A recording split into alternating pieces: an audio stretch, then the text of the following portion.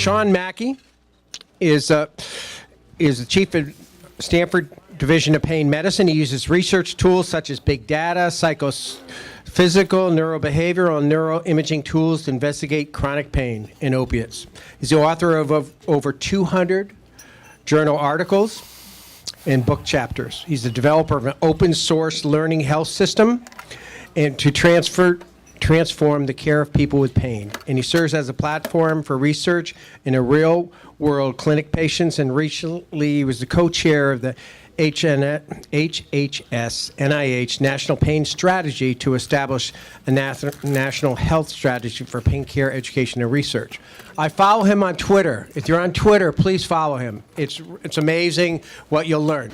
But please do follow us. Also at Stanford Pain, we have a separate Twitter account. Jim, thank you. Thank you for that warm introduction. It's great to see all of you. It's great to connect up with old friends and make new friends. I want to thank Jim Broach, his staff at the RSDSA Association. I want to thank John and Drs. John and Massey, Peter Abachi from Bay Area Pain, also for the invitation and for co-sponsoring this really important event, and incredible turnout. Incredible turnout. I last was with Jim presenting, I believe it was 2012. So 6 years has gone by. I was looking over my slides from 6 years ago because I want to see have we made an impact? Have we made a difference? And I hope I'm going to show you that in that time period we have. I was asked, the very first question I was asked when I came here today was, do I have hope for the future? Do I have hope? And I think at this point in time, I have never seen more excitement in the area of pain and opportunity for making a real difference than I have right now. There is more momentum, there's more energy. Part of this is being clearly driven by the opioid crisis, the opioid epidemic. It is directing attention to pain, though. And I think there's going to be some good things that will come out of this. My job here, I was asked to cover two topics. One is the National Pain Strategy and what it is and where you may be able to connect and fit in. The second is I want to give you kind of a taste of some of the research projects and some of the efforts that we're doing at Stanford to help with this terrible disease that many of you are facing. And so it's just going to be a little bit of a taste, and hopefully I think I've built in enough time for some question and answer. I typically have a disclosure slide. I think you should know whose pocket your speakers got their hand in. All of my conflicts are with the National Institutes of Health. I have no industry sponsorship, no industry support. I am a very pro-industry. I've just elected, because of some of the national roles that I've played, not to accept any industry money. As I said, I'm conflicted by the NIH. I'm trying to get more conflicted by them. It's a tough time out there, but we write a lot of grants and to help keep the lights on and do some really cool science. Let's talk about pain. Let's just talk about pain from a big topic issue. We all know that there's this public health crisis in pain. You pick up any newspaper or any magazine and you're going to see something. You may have heard of this number that 1 in 3 Americans, 100 million Americans, are afflicted with pain. That number came from an Institute of Medicine report on pain that I co-authored and we released in June of 2011. And in that IOM pain report, IOM is now referred to as the National Academy of Medicine, which is our country's main nonpartisan, non-industry, non-governmental advisory board. There's IOM, or National Academy reports, coming out all the time around healthcare. This particular one, we quantified the problem of pain. And what we learned is, as I said, 100 million Americans have pain. $500 billion a year are spent in treating the problem of chronic pain. We put forward this idea that pain, while it can be a symptom of something else, when it becomes persistent, it can become a disease in and of its own right, one that fundamentally alters the peripheral and central nervous system, the immune system, endocrine system. And you've been hearing some wonderful talks today about how pain alters those different systems. I'm going to try to build on that in this talk. And I'll share with you that as I was listening to the speakers, I was moving my slides around because I want to try to work on complementing what you've heard already from these superb speakers that came before me. We know that pain reduces quality of life. We know it's highly undertreated. There's huge disparities in treatment across racial, socioeconomic status, geographic status, and everything in between. And one of the big messages we put forward is we need better data. And this has become a life mission for me, is to get that better quality data for you. And I'll show you more about that. We know that the problem is highly complex. And I love this quote from Menken back in the early 20th century. He said, "Explanations exist. They have existed for all time. There is always a well-known solution to every human problem, one that is neat, plausible, and wrong." We all want the simple answer. We all want the soundbite. The media thrives on this and distilling things down to a single few words. The problem is that this issue in pain, and particularly in CRPS, is incredibly complicated, and it's going to require complicated and nuanced responses. And you're hearing some of that from your speakers today, with this message being driven home about the need for team-based care. Bringing people together from different perspectives, all with the goal of assessing you and coming up with a comprehensive treatment plan. So after we put out the IOM pain report, we directed then Secretary of HHS, Sebelius, to develop a national pain strategy. She came to the NIH and to a committee that I was on, the Interagency Pain Research Coordinating Committee, and she tasked us with doing that. And so I ended up leading this effort with Linda Porter from the NIH. She and I brought together 80 national experts across the country who provide expertise in pain care and pain education, patient advocacy groups. All came together. We broke it up into 6 different working groups around population research to help address that issue about needing better quality population level data, prevention and care, which I also co-chaired this with Dan Carr, disparities, services, and reimbursement. You know, clearly this need to get better payment for the pain care approaches that work, professional, and then public education. And I'm going to break down each of these and just give you a few sound bites, if you will, on each of the results from the working groups here. And starting off with population research, what we put forward there was and by the way, let me just be very clear, these are the same slides that I use when I go out to professional meetings and I'm talking with physicians and scientists. And so I will just beg your forgiveness if you see language in here that's a little jargony. I didn't want to distill down those slides, and I'm just going to describe what they mean. And if I do get jargony, just call me out on it at the end, and I'll explain things in more detail. We need to know what the prevalence of chronic pain is in this country. I told you 100 million Americans, but when that number came out, there was a lot of criticism because people were looking around and there's like, I don't see 1 in 3 Americans with disabling chronic pain. And the answer is, the reality is, there aren't. There aren't. And I'll show you what we've done with that since. That 100 million ranges from those like my father, who played competitive sports when he was younger and got a lot of injuries and who has chronic pain now, but who won't go to a doctor to get it addressed. He won't even talk to me about it. He just kind of sucks it up and grins and bears it. To the other end of the extreme, which is people with end-of-life, for instance, end-of-life cancer pain, or people with CRPS that can be incredibly disabling. We need to characterize that. We need to get better information into our electronic health records, because right now the quality of the data in our EMRs, our electronic medical records, one of the dirty little secrets is it's terrible quality. And the reason is, there we go, I hear some people saying yes, the reason is those EMRs were never meant to characterize you. They were meant to bill you. They were meant to order lab tests. They were meant to be a documentation platform for people to write a clinical note, but they weren't meant and designed to actually characterize who you are as a person and track how you're doing. I'll get back to that. And then also develop a system of metrics for tracking these changes. So we took that, and led by Michael von Korf out of Group Health, we put forward a survey and developed this concept of high-impact chronic pain. And you're going to hear that term more and more in the upcoming years.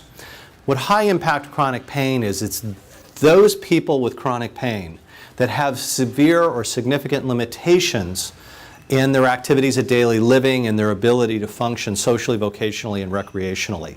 These are the people out on the extreme.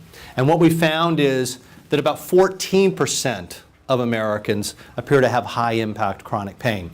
We have a monograph that'll be coming out of the CDC soon where we did this on a large population level, and you're going to see probably numbers around that range, maybe just a little bit lower. So 14% or so of 337 million Americans is still an incredibly huge number, no matter how you slice it. Disparities. We worked on bringing this concept of disparities across all of the working groups. It wasn't meant to stand alone as an individual silo, because we realize there's tremendous biases against people who suffer from pain. There is tremendous victimization, and we needed to reduce that. We called for a reduction in that to improve access to high-quality pain services, like many of the services that you've been hearing today, to facilitate communication between patients and health professionals. This is what we're also doing today, thanks again to Jim Broach and the folks at Bay Area Pain, to improve the quality of the data. And here we see the data again to try to understand the impact on these vulnerable populations. Moving over to prevention and care, we followed up with 3 objectives there. 1, to characterize the benefits and costs of prevention and treatment. What do I mean by that? It just so happens that we have a number of treatments that work incredibly well for pain. They don't cure it, but they've been shown unambiguously that they provide benefit. We need to make sure that the insurance companies are paying for all those services. At the other end of the extreme, we have treatments that we know absolutely positively do not work. Do not work. And we should stop paying for those. We should just shut it down, redirect that money to the things that do. Number 2, develop nationwide pain self-management programs. I've become one of the biggest fans of self-management. Kate Lorig is one of my heroes. She's got to be also in her 80s. We've become good friends. She is the queen of self-management. She invented the field at Stanford, originally for rheumatologic diseases, and has spread this out across the entire planet.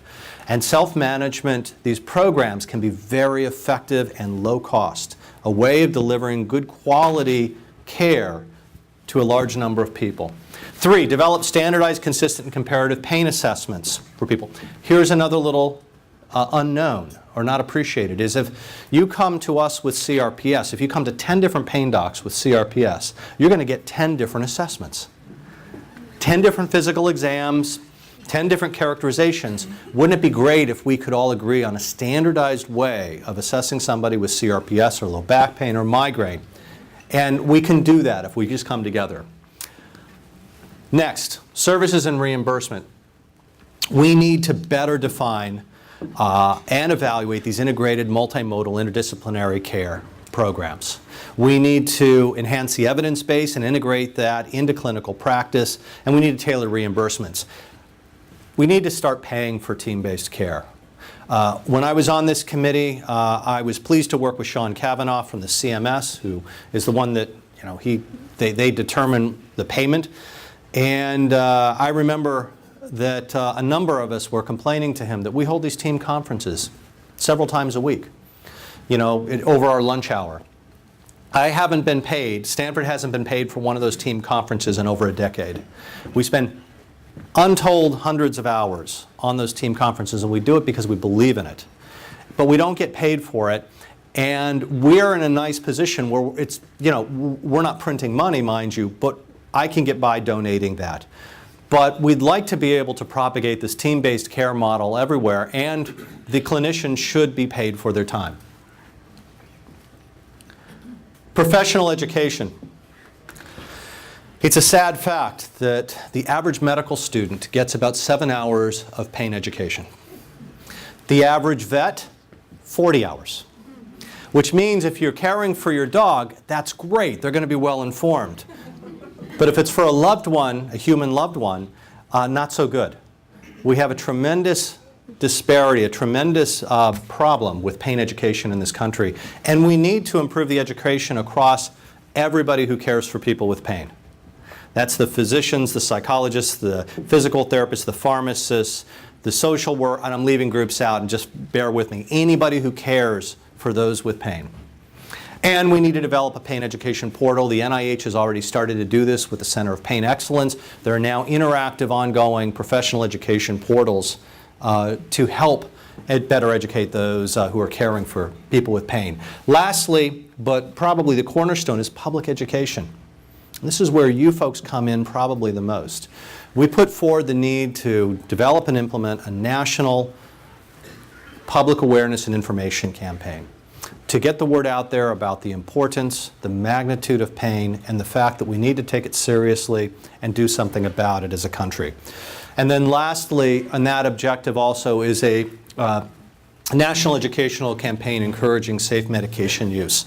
This was predominantly focused on opioids, and the idea is to have a national campaign where we're putting forward sometimes these simple messages, like that your pain medications are yours. They're not to be shared. And if they're opioids, if they're other controlled substances, they should be locked up when you're not using them. It's a little known fact that of all the opioids that are misused and abused in this country, about 54% come from friends and family. Only a portion is actually coming directly from a doc. So what happens is that, when we write a prescription for somebody after surgery and they're given 30 days of pills and somebody takes one and the rest of them go in the medicine cabinet and little Johnny or Susie, sees it and grabs it for a party, it's rampant in this country.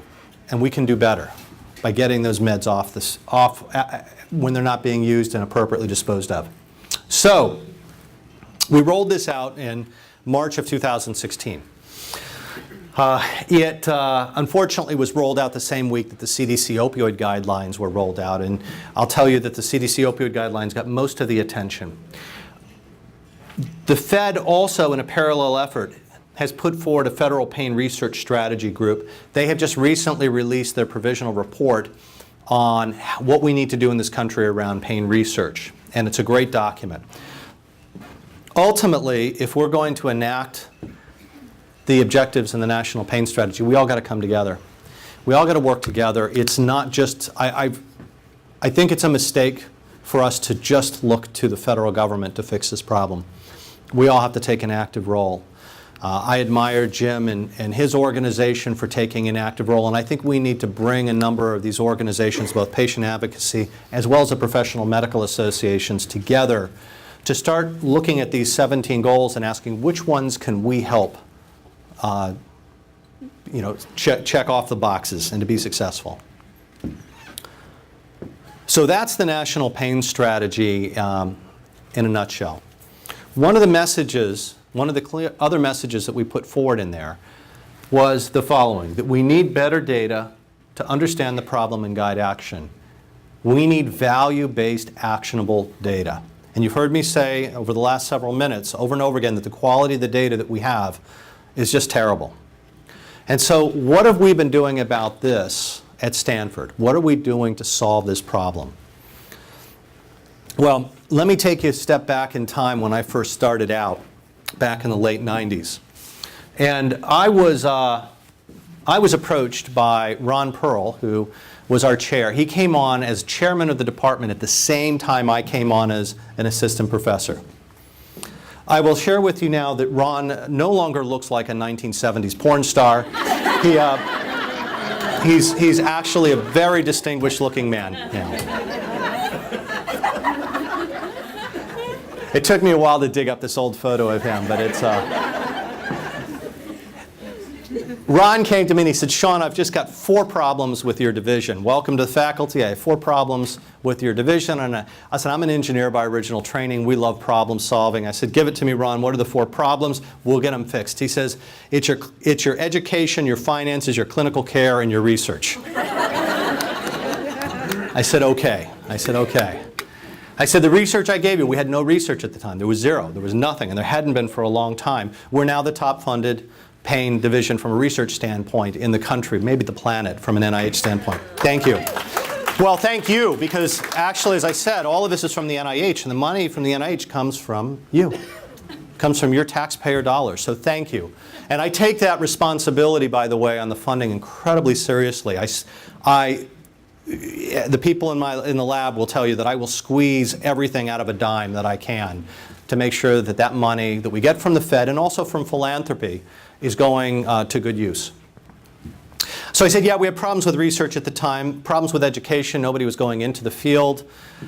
We had problems with finances. We were losing $500,000 a year. But I said, Bron, we're delivering great care for these patients. They're getting better. And he looked at me and he said, and he's an intensive care doc, so he takes care of people in the ICU who are critically ill, where if they leave the ICU alive, you got to win.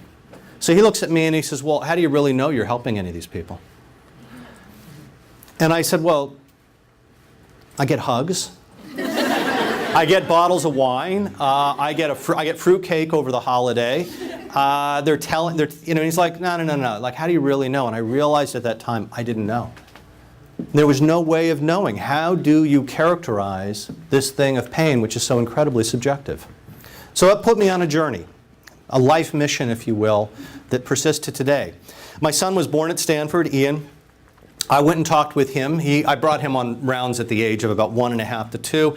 He grabbed his trusty reflex hammer and he said, Dad, that's unacceptable. We have to fix that. And so what I did is it put me on an 8-year journey of making an incredible number of mistakes. And I partnered up with this guy, Dan Carr, who's just a world-renowned luminary in pain, who developed this instrument called the TOPS, the Treatment Outcome of Pain Survey, which characterizes all of us across multiple dimensions of physical, psychological, social functioning. It's a long paper and pencil instrument. I gave it out in our clinic, and all the patients hated me. All the patients hated me because they would spend, huge amounts of time filling out these bubble sheets. I would pay high school students to scan them in on the weekends at nights, and then we never were able to use the data to directly help them out. We did get some aggregated data, but it took me 8 years to learn my mistakes, and I threw in the towel. And I said, we have to have something better, and something that's going to integrate into our clinical workflow better. And I'm going to get to that in a moment. Before getting there, I want to describe to you a person with CRPS, probably not unlike many of you. And her name is Sandra. She's given me permission to talk about her. She's been written up before. And she was 21 years old in upstate Pennsylvania, driving to college and listening to Britney Spears on the radio when she was T-boned in her car. She put her foot on the brake, slammed it, and injured her ankle. They took her to the emergency department.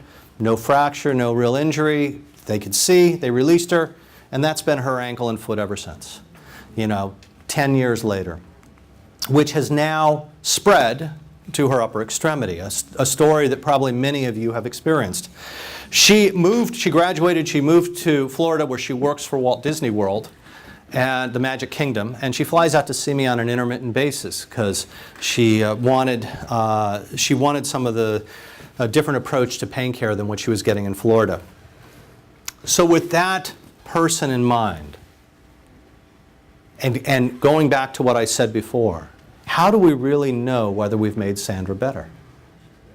And how do you know when a certain treatment is better than another for a specific patient? This idea of precision medicine. And I'll tell you, folks, the answer is not belief. I love this quote from George Bernard Shaw. There is no harder scientific fact in the world than the fact that belief can be produced in practically unlimited quantity and intensity, without observation or reasoning, and even in defiance of both, by the simple desire to believe, founded on a strong interest in believing. Think about it. Belief is rampant in our field. It is absolutely rampant in our field. So much of what we put forward is based on our own anecdotal beliefs around what we think works for pain and doesn't work for pain. What makes this even worse is that the data that we have is also problematic that we get from randomized controlled trials. So one of the other little-known secrets is that for every 10 people that I bring into a clinical trial, I have to screen 100. That means 90 people don't make it into our clinical research, and 10 do. And that's the industry standard, by the way. We're right at the average in what pharmaceutical companies and other companies do. It's about 7 to 1, 10 to 1. Here's the problem. These people up here that we bring in, they don't look anything like you. They don't look like real-world people. They're very homogeneous. They are on no medication. They have no mood issues. They've got no other pain problems. They're incredibly clean. And we do that because we're trying to find signals in our treatments. So what we do, though, is we study these and then we release it out into the wild here, into a population for which it was never studied, and we get surprised when the treatments don't work as well as they did in the clinical trials. And then just to add in a little bit more complexity, I present to you my shock and awe slide. Now, some of you in the back can't see this. Some of you in the front may be able to. This is a network diagram of many of the contributors to the pain. And catastrophizing, solicitous responses, anxiety, sensitivity, PTSD, adverse child events. And the problem is, physicians can't keep track of all this information in their head. It's simply not possible. Our knowledge has grown exponentially about the field of pain and medicine in general. Our ability as humans to be able to encode all of this and then make good use out of it is very limited. So we need better ways of collecting this information and putting it to actionable use. The Institute of Medicine, once again now the National Academy of Medicine, recognized this a few years ago. They put forward a 12-part set of publications called the Learning Healthcare System. And in this Learning Healthcare System, the concept is that you bring together scientists, informatics, financial incentives, cultural changes that are all aligned for continuous quality improvement and innovation. It's informatics platforms that characterize you as a person and that allow us to use that data to guide treatment, that also to understand your condition better, and to ultimately be able to tailor it for the individual. So that is what, after 8 years of failure, I finally decided to build our own platform, one called Choir, which has that name just because it sounds cool. The Collaborative Health Outcomes Information Registry. It is an open source, free, my favorite four-letter F word, free, learning healthcare system and platform for research discovery. We use it for point-of-care decision-making at Stanford, software-based decision-making, comparative effectiveness research. We're going to be starting up a very large comparative effectiveness research project across 4 states. We use it to track people longitudinally and characterize them. And also for pragmatic clinical trials, which is the new buzzword. Pragmatic clinical trials are where you don't have that tight exclusion and inclusion criteria, where you only bring in one person for every 10. Instead, you just bring everybody in. Everybody gets enrolled. Now, the downside of that is you introduce more noise into your models. The upside is that you can recruit a lot more people. But we need systems to do this. What we get is a very comprehensive assessment of patients across all domains of physical, psychological, and social functioning. We rolled this out in 2012 at the Stanford Pain Management Center. Just very, very briefly, I'm going to skip through this. We're the largest comprehensive academic pain center west of Pittsburgh. Pittsburgh's got a really big network of sites out there. We have one of only 2 inpatient chronic pain programs in the country. The other one's at Hopkins. I've got about 24, 25 clinical pain faculty, all who boarded in primary areas, including anesthesia, PM&R. You can read the list. And we provide the physical therapy, the biofeedback, the infusions, the nutrition, complex care managers. But more importantly, we have a strong connection with the research group, and that's where I'm going to be segueing to next. And we've now putting up network sites throughout the Bay Area because we realize our patients were very frustrated driving to Redwood City, who live, for instance, in the South Bay or in the East Bay, and we decided that we needed to go out and provide the services in their community. We built on this interdisciplinary platform a number of subspecialty pain programs. You'll see a list of these here: GI, headache, pelvic pain, orofacial pain, pain and addiction. These are collaborations with others. And we have a CRPS program that's in development, bringing together all the pieces that we've done from a clinical standpoint, a research standpoint, an educational, under one programmatic center model. So what we had to do with Choir was, first of all, make the system easy to use. We had to engage patients. We asked patients, what their thoughts were. We got our staff involved. We integrated it in seamlessly, and we've now got about 30,000 patients collected in 100,000 longitudinal assessments over time. And we introduced computer adaptive testing, which is a way of more efficiently asking you questions. Instead of the hours of bubble sheets, now we can get those we can get answers in just a few questions. We also leveraged another effort that all of you have been donating to, which is PROMISE.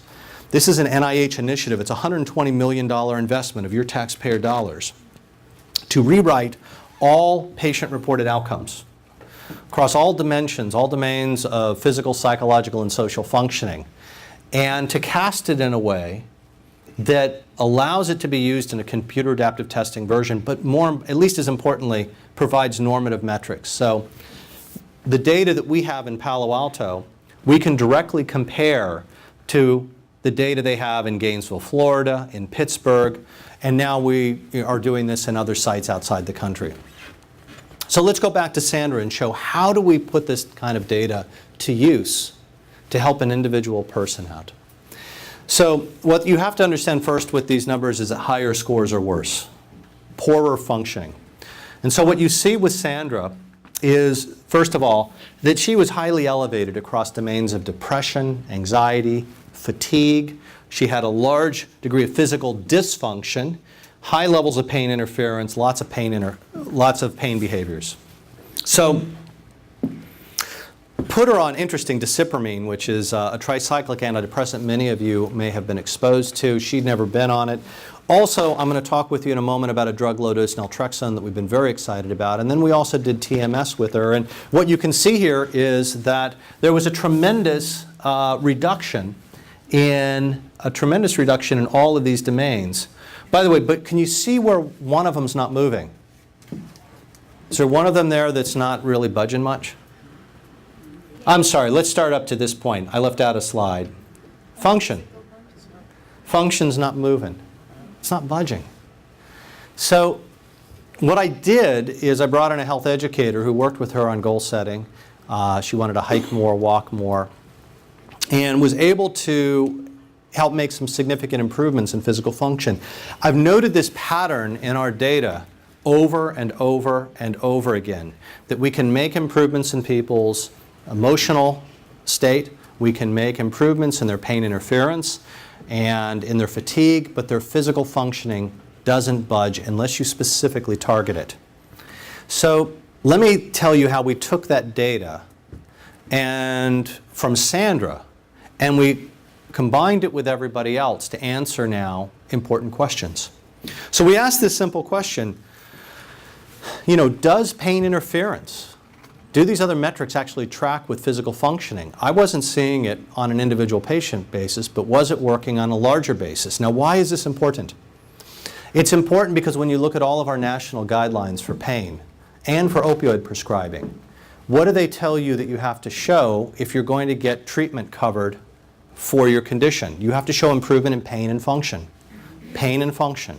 Pain and function. When you open up those guidelines, though, if you're a physician and you look at what's being asked to be measured, the instruments are all around pain interference. The brief pain inventory. There's others that all measure interference related to pain.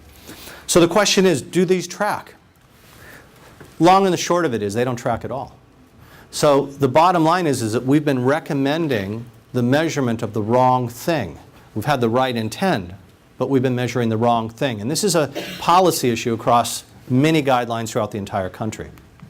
So that's an example of taking one person, combining that with other similar people, and making strong policy inferences. Our goal here, my vision for this type of system, is to turn all of our clinics into research labs. Now that doesn't mean to study like lab rats, but what that means is we want to have every patient encounter in a clinician's office to be meaningful, to be able to gather meaningful information from it so that we can ultimately use that data to help you and then also to help everybody else. And I'm going to give you some other examples of how we're translating this type of data. This is one of the early ones. This was run by Drew Sturgeon, who's one of the postdocs in our lab, who's now on faculty at the University of Washington at Seattle. He's a pain psychologist. He came out of Alex Zoutra's lab at ASU. Very interested in resilience, social functioning, fatigue. And what Drew did was something called the structural equation model, which is, just think of it as it's a network model that allows you to connect different parts of different factors that contribute to pain to show what's leading to what. That this is causing this, and this causes this, but it doesn't cause that. And so what he found is that when you look at pain and sleep disturbances and depression, and you look at the influence on how your physical function goes down and how much pain interference you end up having, all of those paths go through the same node, fatigue. Fatigue. How many of you experience fatigue? How frequently do we talk about fatigue in healthcare? We don't talk about it. We don't have good treatments for fatigue. We don't really ask our patients much about fatigue. But it turns out fatigue is a major player in our experience of pain. Ming Cao, who is our new clinic chief and who also has a Harvard PhD in biostatistics and is just truly gifted, does a lot of advanced network modeling. And so what he did is he threw all the tens of thousands of our data points into the kitchen sink, and he let the computer develop the network diagram without any preconceived notion, without any preconceived models. And this is something called a Bayesian network reconstruction, that you simply allow the algorithm to find the connections. And what we find here is the following, that the major nodes that come up in the data that's representing you, the major nodes driving things are social isolation, fatigue, pain catastrophizing, that's what PC is. You heard that earlier today. So we see this social isolation. This was a real surprise. So we decided to study that in more detail. So Drew, this is another paper we published, also did a structural equation model. And what we find here is the usual story is that when your pain goes up, your physical function goes down, right? And when your physical function, when your function goes down, it causes you to become depressed. It causes you to become angry and anxious and unhappy. But what's really going on is actually something a little bit different, and it's important to note that difference. Your pain is actually going up, your physical function is going down, and it is your inability to engage with your friends and your family. It's that loss of interaction with your friends and family that's causing you to get depressed and angry.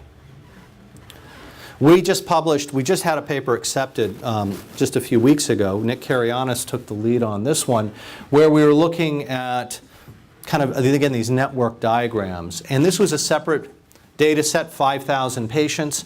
And what we find here, the short version is that it is your changes in social isolation, how much you're withdrawing socially, that is leading to the majority of your pain interference, and not the other way around.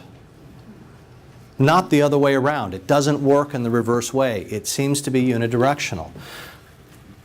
Which means, and I want to just drive home a point that was made earlier today, and I think will be expanded upon, your social relations are incredibly important. We all know and have been calling pain as this biopsychosocial disease for many years, right? But let's just call it out for what it is. Typically, as this biopsychosocial model, for many decades, it's been a big B, bio. We've been focusing on the biomedical aspect.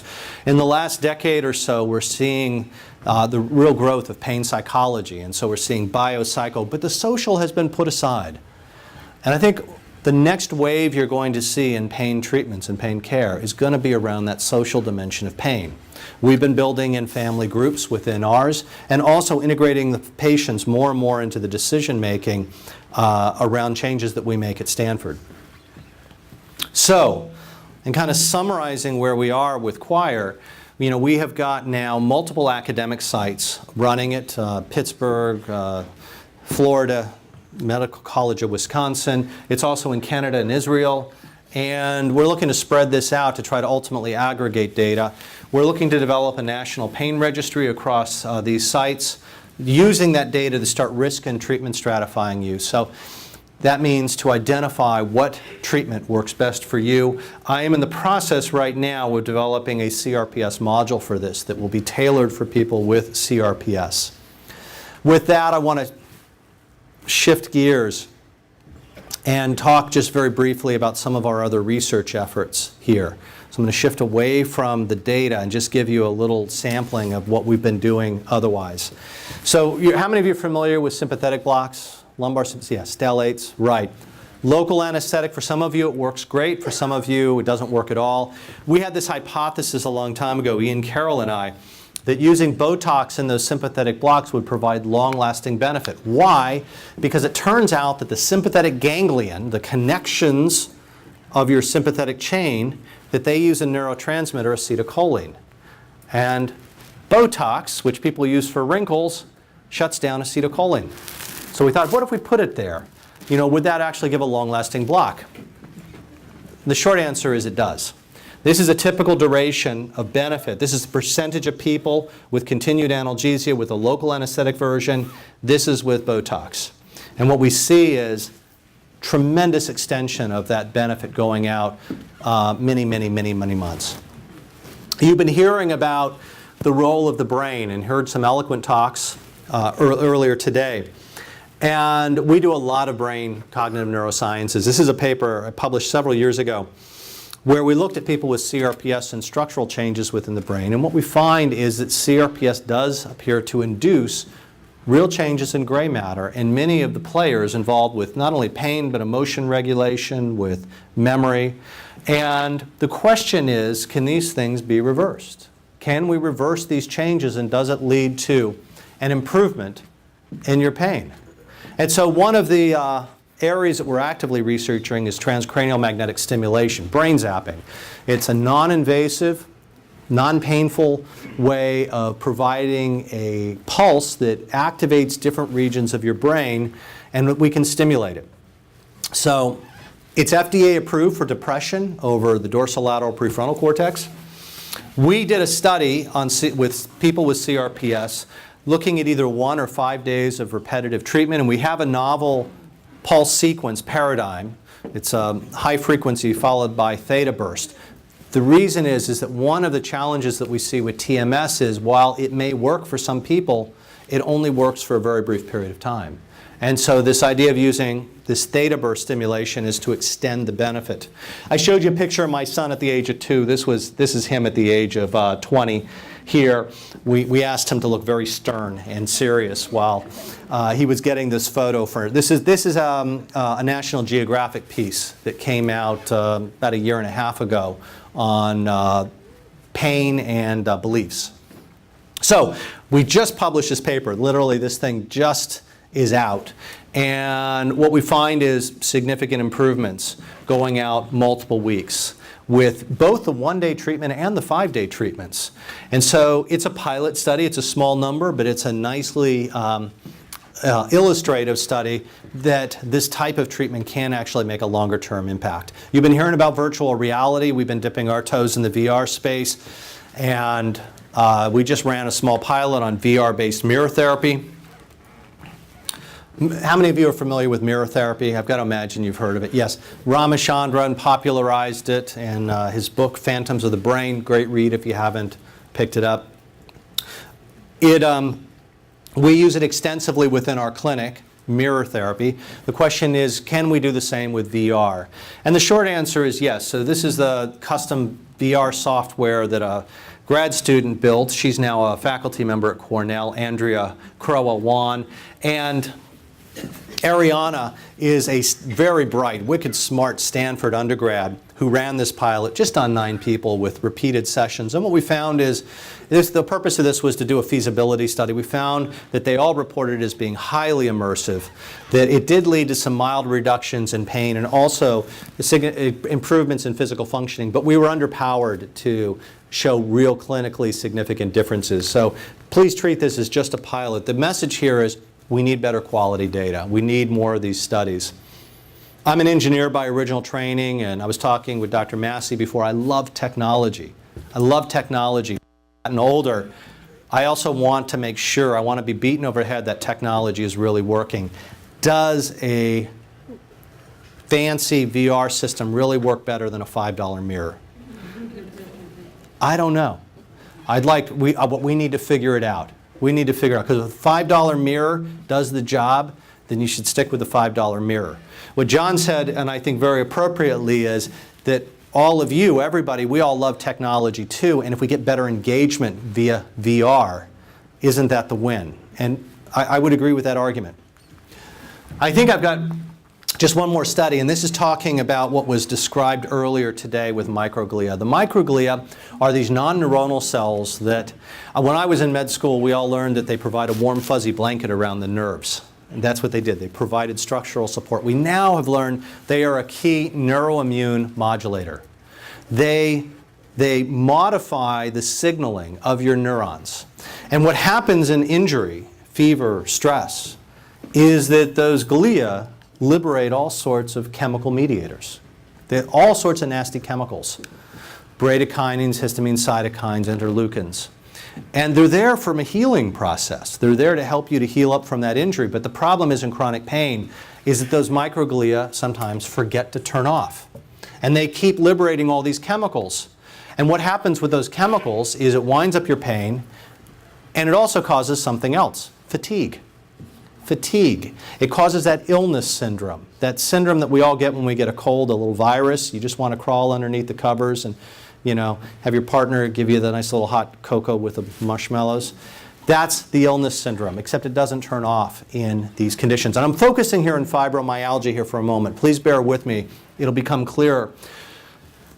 We learned several years ago through work by Linda Watkins and Mark Hutchinson that this drug naltrexone, which has historically been used to treat opioid addiction, at low doses, at 1/10 the dose, it blocks something called toll-like 4 receptor on the microglia. It's a receptor on the microglia, shuts it down. Doesn't let it release those nasty chemicals. And so we put forward a hypothesis, maybe by shutting down the microglia, we can improve people's symptoms. And we started with fibromyalgia because it's a widespread bodily pain condition that affects 4 to 6 million Americans, mostly women, and is highly debilitating. So Jared Younger led this effort. He was a postdoc with me.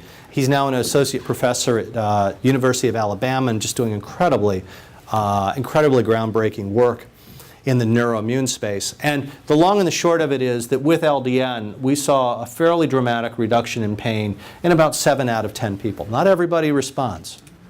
We followed this up with a replication study a few years later on a larger group of people, this time 31 people, and in essence, we replicated the results. And that's one of the things we need more in medicine is replication studies. We found that when we pool all of the data, that the vast majority either said they were very much improved, or even minimally improved. So you see, not everybody responds, but for those who do, it seems to be pretty profound. How many of you have tried LDN? A lot of hands up, I see. Well, we're running a clinical trial at Stanford.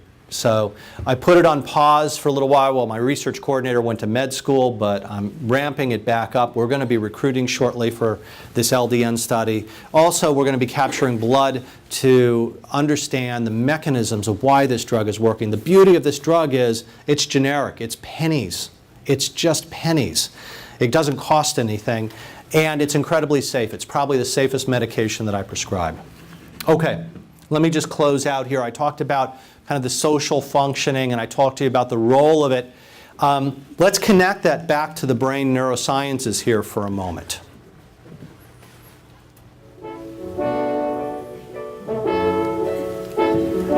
What the world needs now is love, sweet love. It's the only thing that there's just too little of. But what the world.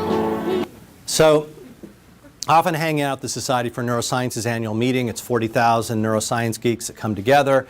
And I see a guy, Art Aaron, there. He and his wife study passionate love, and I study pain, brain systems of pain.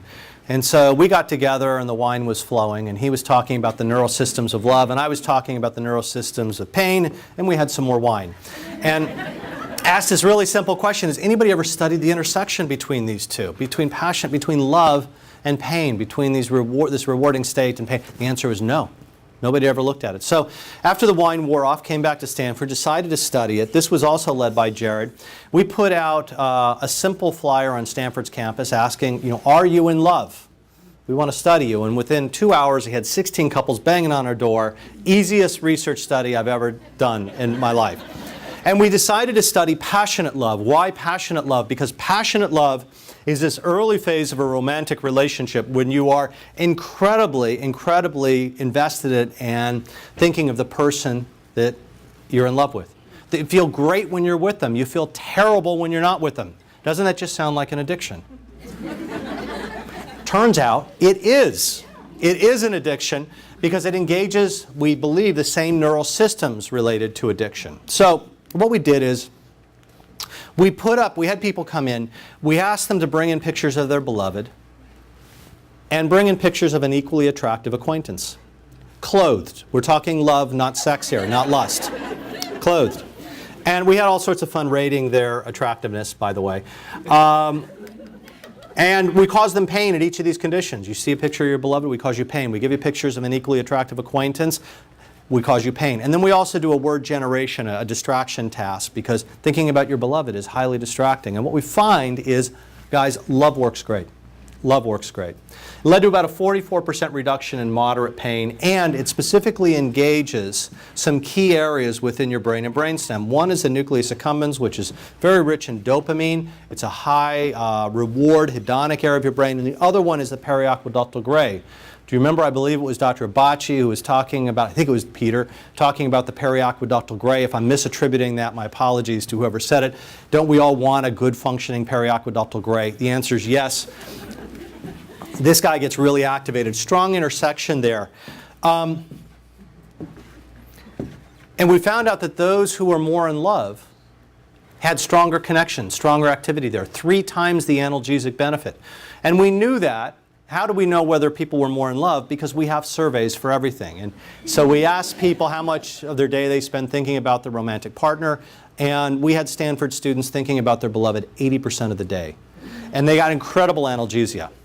So that's a little bit of a taste of what we're doing with some of the research. There's a lot more to share, but if you're interested at all in being involved with any of our studies, we're doing a TMS study. I put flyers out back in the other room there, the LDN study. Go to Snapple, it's a Stanford Systems Neuroscience and Pain Lab, snapl.stanford.edu, and we've got an online screening form.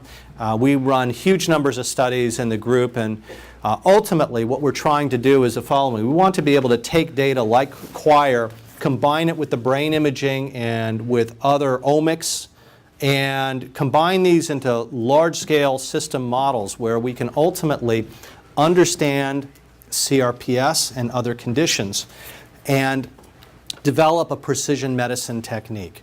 A precision pain medicine where we can help. This is a recent photo of Sandra. She just had her first child and is doing better. Does she still have CRPS? Yes. Is she working regularly at Walt Disney World? Yes, and she's caring for her daughter. We want to be able to help the Sandras in the world, and we want to be able to help all of you.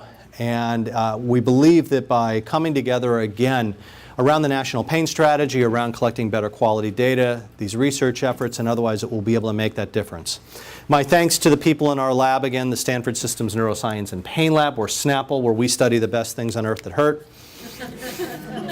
I'm still amazed the soft drink company lets me get away with that. And with that, really honored to be here and spend the day with you. And I don't know, I leave it to Jim as to whether we have time for questions or not. But thank you again for coming.